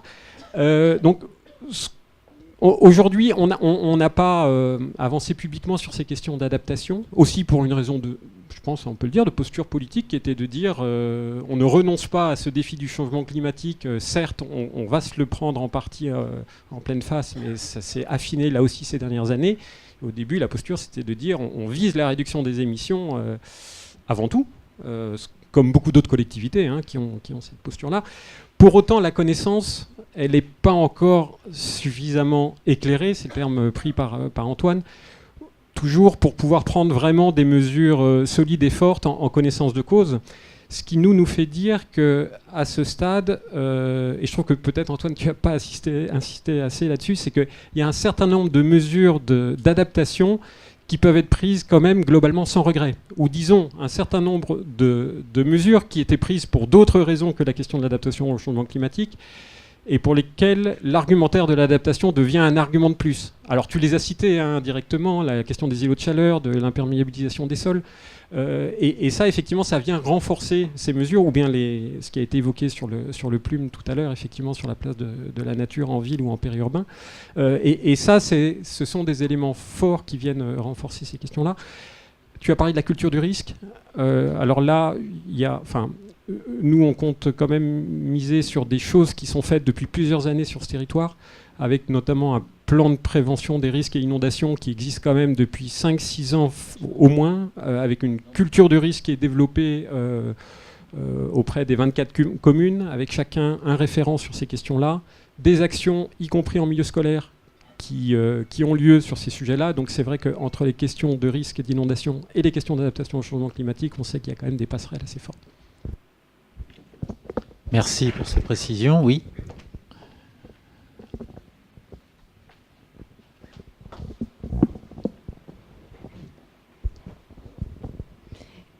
Oui, juste en entendant parler d'inondation et la formation ou l'information, justement, je me suis sentie tout de suite concernée parce que j'habite sur l'île de Nantes, j'habite au bord de la Loire. Et comment est-ce que vous envisagez justement d'informer la population? Parce que moi, j'ai jamais été informée de quoi que ce soit, en fait. Voilà.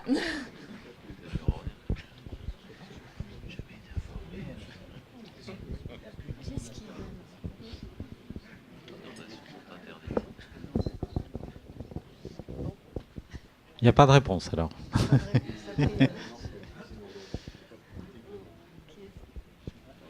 Oui, André Hubert, oui. Allez, faites le duo. Simplement, on nous a dit il y a quelques années que les risques d'inondation avaient, j'exagère un peu, mais avaient disparu pour l'île de Nantes. C'est-à-dire que le plan de prévention a été modifié. Il y a différentes raisons. Donc c'est un problème quand même, mais on est un certain nombre à considérer que le risque d'inondation demeure sur l'île de Nantes en cas de le cumul de différentes catastrophes qui pourraient arriver. Bon, donc là-dessus, c'est le choix des élus, des responsables, et je dirais que certains qui étaient en fonction à l'intérieur de Nantes Métropole avaient une position qui était de dire il n'y a pas de problème, de trop, pas de risque, mais une fois qu'ils étaient sortis de leurs responsabilités, avaient une position plus nuancée. J'irai pas plus loin, voilà. Et donc c'est un débat qu'on a eu au niveau Loire. Oui, je vais juste donner une petite précision quand même, parce qu'il se trouve que j'ai été amené à travailler pour le compte de l'agence d'urbanisme sur une fresque sur la transformation de la ville entre 1945 et 2010. Et j'avais en particulier, je n'échappe plus à ça maintenant, à traiter de la question de la Loire. Quelle transformation sur la Loire, voilà. Alors il faut simplement juste dire quand même qu'il y a eu une crue gigantesque en 1910, avec une inondation importante de la ville, avec un débit de la Loire qui était à 6100 mètres cubes par seconde, et qu'on a eu le même débit en 1982. C'est-à-dire la Loire a atteint, la crue a atteint 6100 mètres cubes. Il n'y a pas du tout eu d'inondation. Il y a eu une ou deux rues qui ont eu un petit peu d'eau. Alors pourquoi ? On a tellement creusé le lit de la Loire qu'évidemment les conditions ne sont plus les mêmes. Alors ce que j'entends moi, c'est peut-être pas tout à fait la même chose, c'est-à-dire que ce que dit Antoine Charlot, ce que dit Césaire dans l'étude, c'est que le niveau de l'océan remontant, y compris peut-être jusqu'à 1 mètre d'ici la fin du siècle, même si le débit du fleuve, lui, baisse, si je reprends c'est ce qu'il a indiqué, on peut retrouver des conditions de crue qui ne seront pas les mêmes, mais qui seront différentes et qu'il faut anticiper. Excuse-moi, André Hubert. Je t'en prie. Moi, c'est plutôt pour un rappel au règlement, si j'ose dire, au sens strict.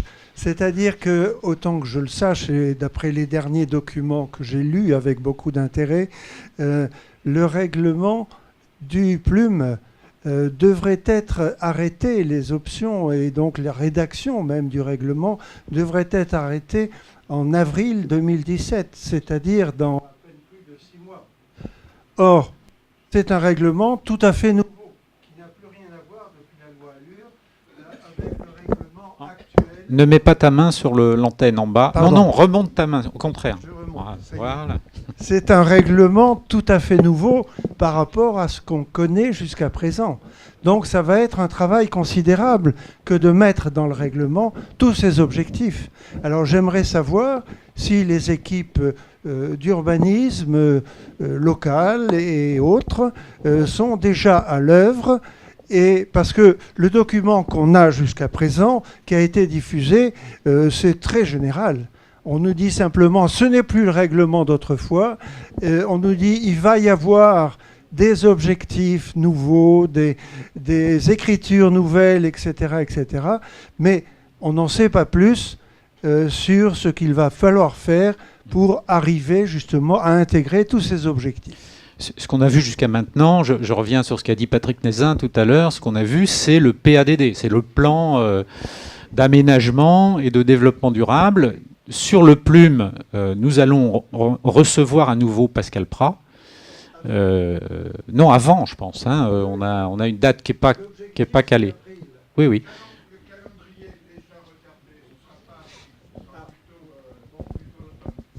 Mais tu as raison.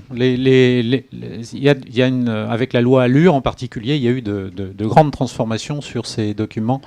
Mais ils sont importants, je le redis. Ils sont en cours de discussion.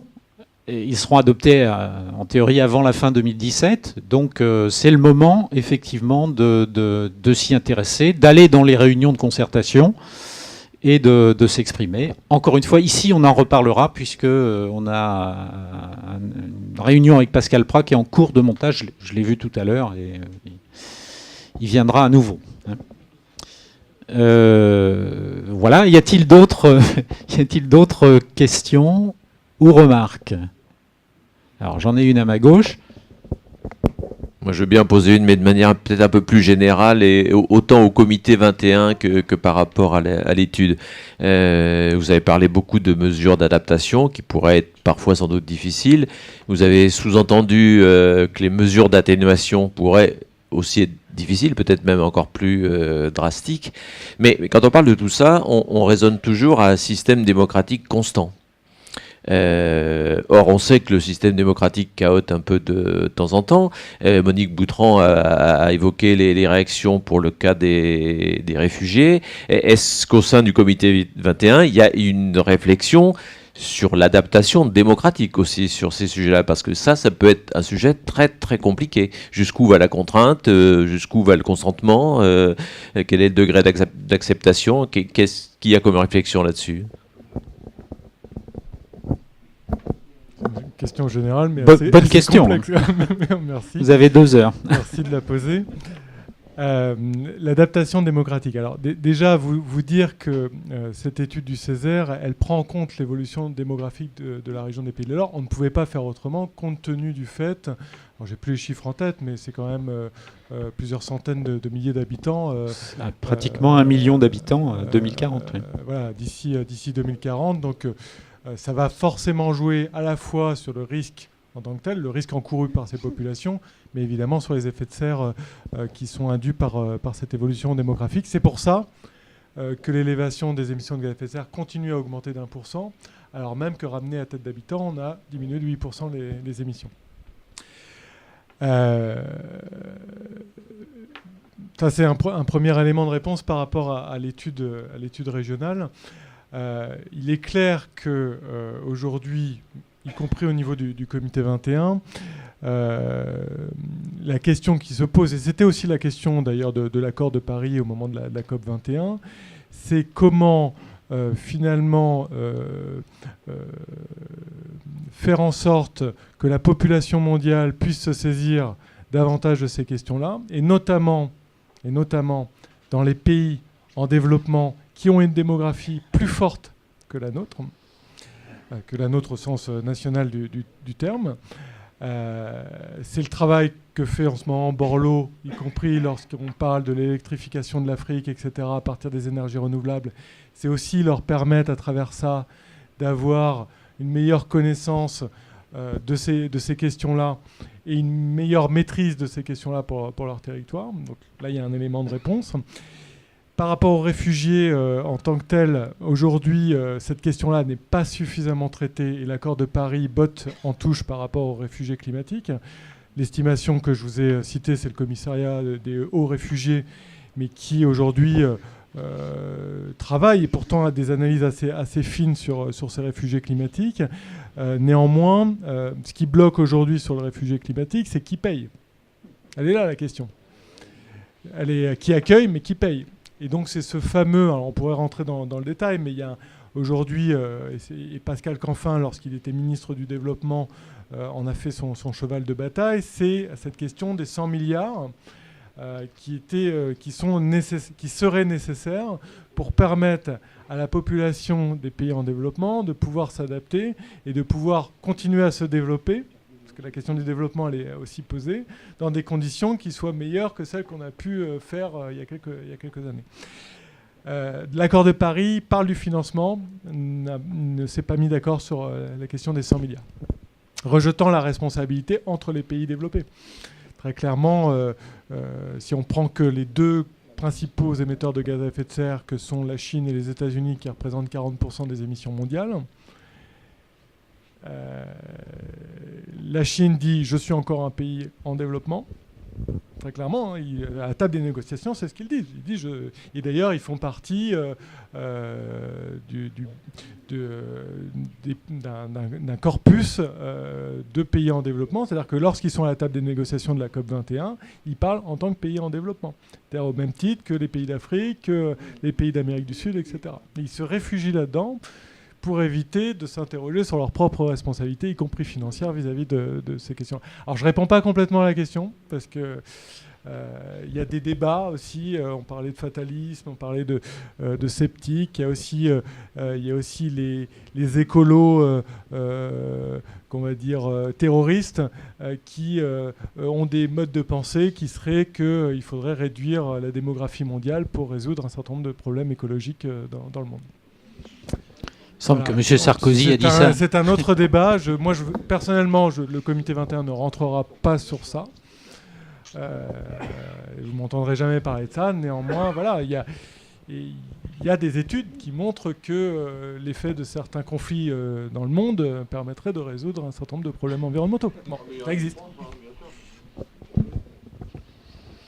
Est-ce qu'il y a encore une question ou deux? Oui, deux.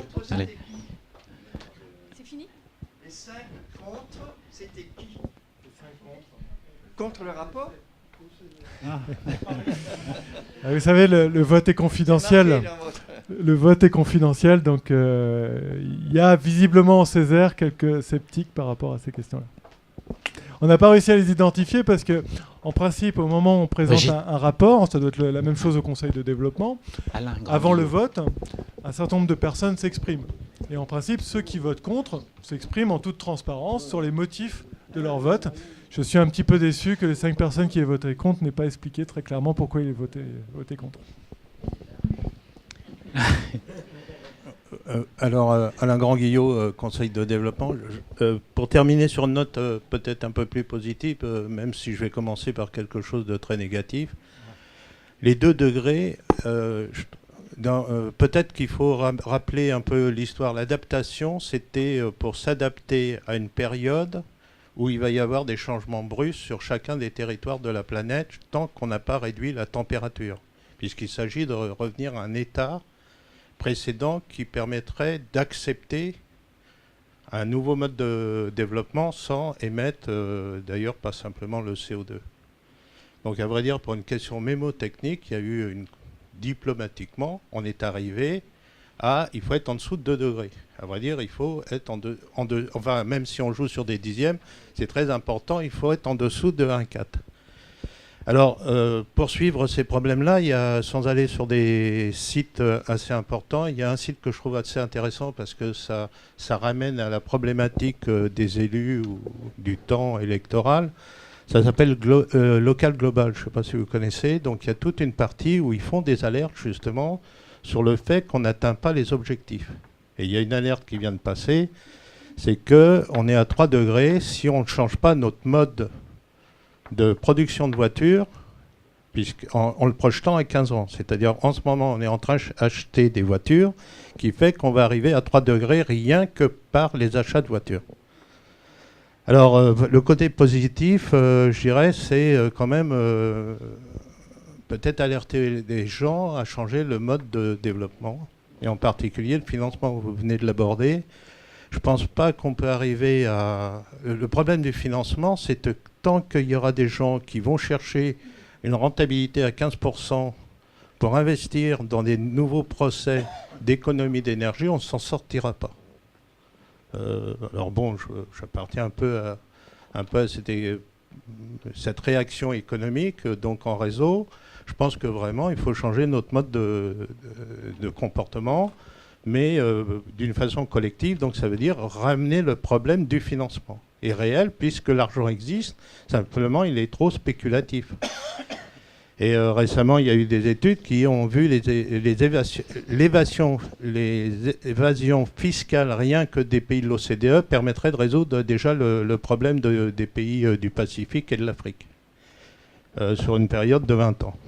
Donc voilà un peu le côté, et peut-être aussi arriver à avoir un nouveau mode de comptabilité tout de suite pour les entreprises qui introduit la dépense CO2 qui permettrait... alors en plus, c'est une innovation française avec laquelle nous on travaille pour le transport maritime. Ça s'appelle le compte CO2. Je ne sais pas si vous connaissez, je crois qu'il démarche tout le monde en ce moment. Il y a eu un premier prix au niveau de la COP21. C'est des Nantais, c'est des Bretons. Et donc, c'est intéressant que ça se passe rapidement. Et ça, la région pourrait peut-être l'incorporer ou le CSR, de dire mais il y a des possibilités simplement en regroupant des acteurs économiques qui peuvent créer cette monnaie qui permet, sans appeler à un financement public, à simplement remettre un nouveau mode de développement qui est plus coopératif pour atteindre que chacun des acteurs économiques atteigne des objectifs fixés par la COP21. Bien. Si on... Tu veux faire un petit commentaire? Oui, pardon. Un petit commentaire par rapport à ce qui vient d'être dit. Quand même, pour avoir une touche d'optimisme par rapport à ces sujets-là et par rapport à la prise en compte par les entreprises de ces questions-là. Aujourd'hui, donc par rapport à l'accord de Paris, vous avez ce fameux 2 degrés. Alors c'est même 1,5 degré qui a été mis en avant dans l'accord de Paris. C'est ce qu'on a globalement retenu de cet accord. Néanmoins, il y a un certain nombre d'autres éléments qui sont importants, et notamment ce qu'on appelle le cadre de transparence, qui oblige l'ensemble des États à non seulement afficher la feuille de route qu'ils prennent pour répondre aux objectifs de l'accord de Paris, et à faire preuve de transparence par rapport aux émissions réellement dégagées sur leur territoire. Ça, c'est quelque chose d'important, puisque aujourd'hui, il y a le GIEC qui fait les études, mais dans certains pays, on est incapable de savoir réellement quelles sont les émissions rejetées, étant donné le manque parfois de démocratie, mais aussi de transparence par rapport à ces sujets-là. C'est souvent les mêmes, d'ailleurs. Donc ça, c'est un sujet important. Pour amener au secteur de l'entreprise, c'est que l'accord de Paris va être ratifié par la France, fort heureusement, mais va aussi se traduire par une feuille de route nationale sur ces questions-là. Et aujourd'hui, c'est ce qu'on appelle la RSC, responsabilité sociale climatique, qui va devenir une obligation pour les entreprises cotées en bourse d'afficher un devoir de transparence sur les émissions rejetées, mais aussi sur les mesures prises par l'entreprise pour atteindre l'objectif de l'accord de Paris. Tout ça en lien avec la RSE, puisque les entreprises cotées sont obligées de faire un rapport de développement durable, un rapport RSE, et donc il y aura cette obligation climatique qui sera inscrite dans ces rapports.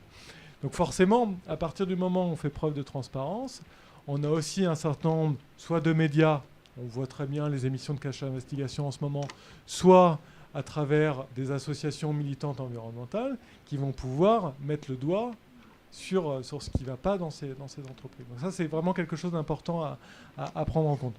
Nous, ce que l'on aimerait, c'est qu'on puisse toucher l'ensemble du système productif, c'est-à-dire les entreprises cotées, c'est une chose, mais aider aussi les TPE, PME qui composent, je dirais, 80% du tissu économique français, à pouvoir aussi intégrer cette question-là. Et en effet, compte CO2, qui est un outil dont vous venez de parler, est un outil à la fois ludique, puisque c'est basé sur les échanges carbone. Les échanges carbone, c'est quelque chose où on peut acheter du carbone quand on en rejette un peu trop, et puis on peut en revendre quand on n'en rejette pas assez. C'est un truc un peu complexe, mais ils ont finalement utilisé cet échange carbone à une échelle beaucoup plus restreinte, c'est-à-dire que lorsqu'un salarié d'une entreprise, par exemple, utilise son vélo pour venir au boulot tous les jours, il a un certain nombre d'émissions qui sont évitées chaque jour, et ça se traduit par une monnaie, on aurait pu utiliser la sonnante à travers ça, une monnaie qui permet d'être valorisée pour avoir un certain nombre de services supplémentaires, voire de récupérer de l'argent si l'entreprise décide de valoriser en gain ce système-là. Donc ça facilite l'initiative individuelle et ça me paraît important de le signaler.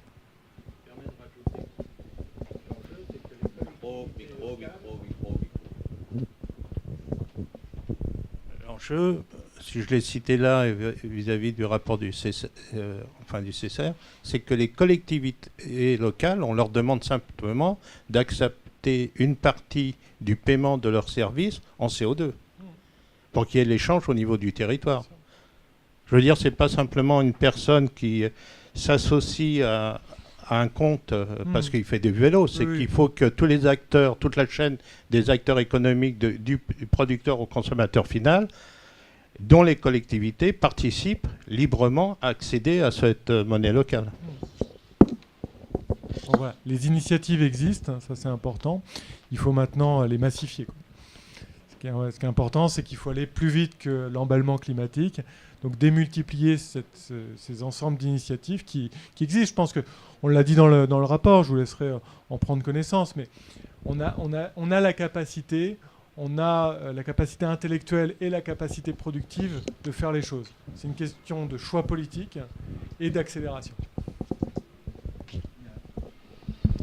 Bien, s'il n'y a plus de questions, je vais faire 2 petites remarques avec une petite touche d'humour pour terminer. Moi, j'ai un fils qui vit en Chine en ce moment. Alors en Chine, les températures montent, comme ici. Et donc, ils ont trouvé des solutions très simples pour résoudre un certain nombre de problèmes, notamment pour les travailleurs qui subissent des températures très élevées. Ils ont édicté un texte qui dit qu'au-delà de 38 degrés, les gens peuvent rester chez eux. Mais comme la température est fixée par l'État, Ça dépasse jamais les 38 degrés. Donc, je pense qu'on pourrait s'inspirer de, voilà, d'une évolution, d'une adaptation démocratique comme celle de la Chine. Sur l'enfouissement des réseaux, quand même, c'est un sujet que j'ai un peu connu. Je voudrais citer le Japon, qui, lui, fait le choix de ne pas enfouir ses réseaux pour des questions de tremblement de terre, et qui subit des cyclones et des tempêtes bien plus violentes que celles qu'on subit, ce qui prouve que même aérien, on peut faire des réseaux capables de résister. Alors après, quand on se promène dans les rues des villes japonaises, c'est pas forcément extrêmement agréable, mais les contextes peuvent faire qu'on fait des choix différents. Et les Belges, juste pour terminer, se sont posé la question de l'enfouissement des réseaux, et ils ont conclu qu'enfouir les réseaux, c'était très simple, mais le plus difficile, c'est enfouir les poteaux. Et évidemment, c'est... Voilà, alors je voudrais quand même remercier Antoine Charlot pour cette présentation, souligner que c'est vraiment une étude qui, en tout cas, évidemment, il y a beaucoup à faire, il y a sans doute des propositions supplémentaires qui pourraient être faites, mais en tout cas, qui a le mérite de dire il faut qu'on s'en occupe parce que les choses avancent et il y a des adaptations indispensables à réaliser. Voilà, merci Antoine et bonne soirée à tous, bon retour.